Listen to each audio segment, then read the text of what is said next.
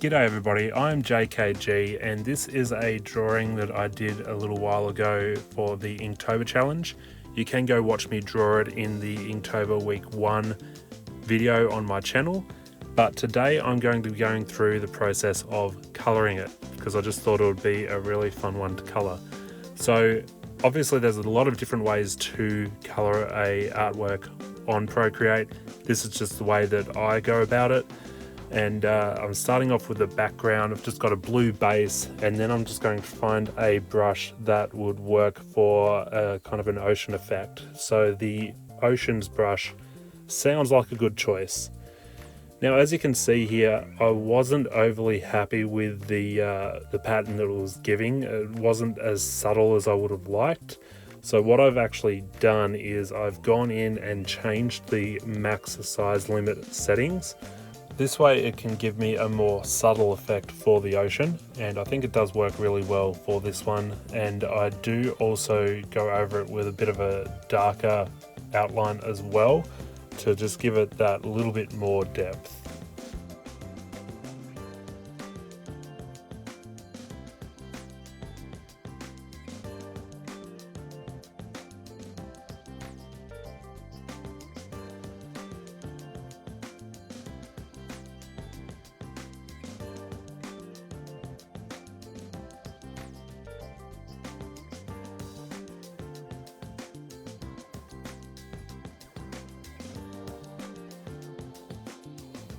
Now the first thing that I do when I'm colouring the characters is go into the layers and make the ink layer a reference layer.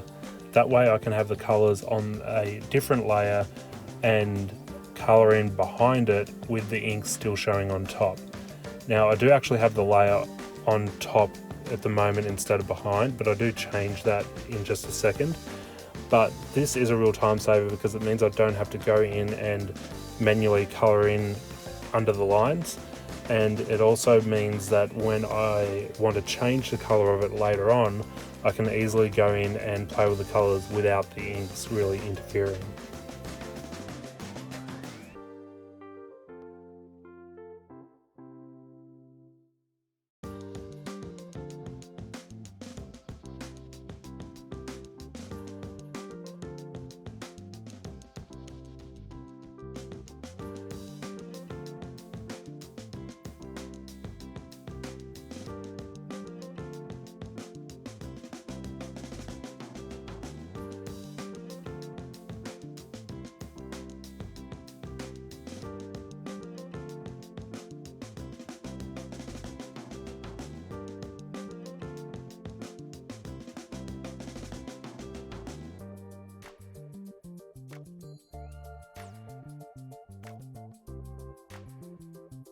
It's around here when I decided that I wanted to change colour of the worm, mainly because I wanted the fish to be a very similar colour to that colour that I've already chosen for the worm.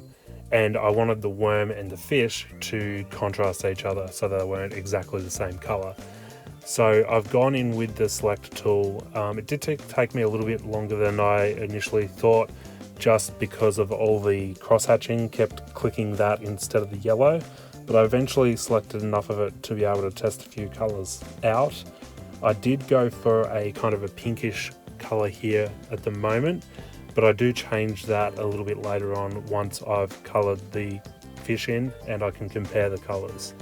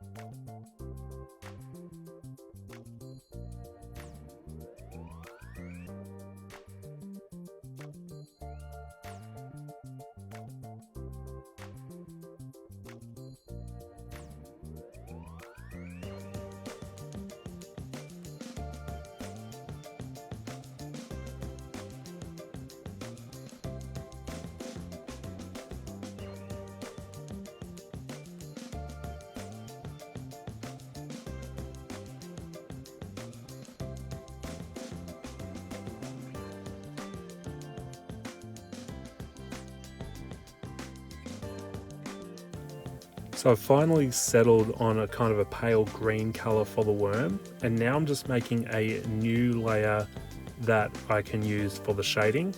And I've already selected all the color for the worm so that I can't go outside of the colors when I'm shading. So I don't have to worry about going outside of the lines. I know that it's going to only color on the part that I've selected.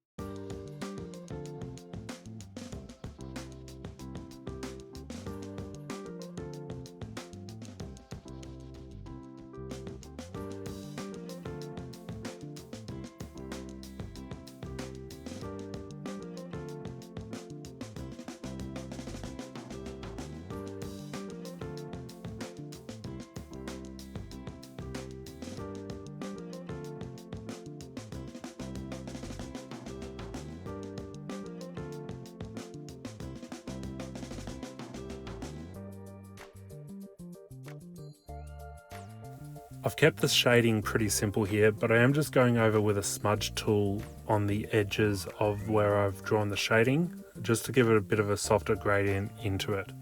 Now I am still keeping the light source in mind here. Because the original drawing had a spotlight effect, I've given the light source to be directly in the middle of the picture, so just kind of in between the worm and the fish. Also, that's what I had in mind when I was drawing it, as you can see, because the shading lines are in conjunction with that as well.